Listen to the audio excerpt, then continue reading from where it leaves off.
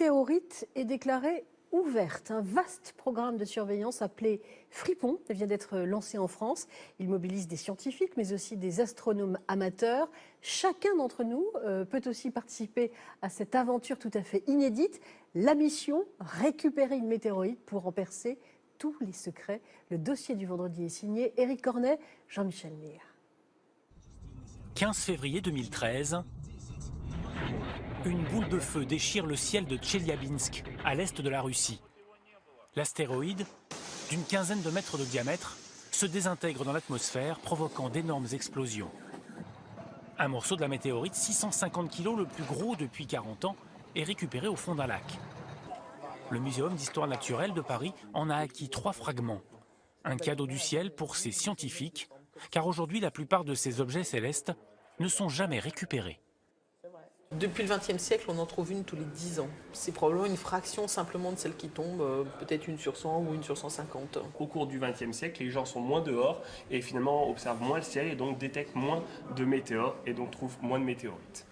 D'où l'idée du programme Fripon, un réseau de surveillance du ciel français 24 heures sur 24, accessible sur Internet. On va pouvoir avoir accès, tout le monde, le grand public, à avoir accès à ce site internet qui propose une carte de France en fait. Vous voyez, chaque petit point bleu est un site où on a installé une caméra. 100 caméras sont prévues à terme. Ainsi, en février, dans le sud, un même météore a été capté sous 6 angles différents. Grâce à ces images, dans le futur, on va pouvoir calculer la trajectoire et si le bolide est vraiment très brillant, on va pouvoir calculer le point de chute de la météorite. Et c'est à ce moment-là qu'on va déclencher la recherche sur le terrain. Rochechouart, à 50 km de Limoges.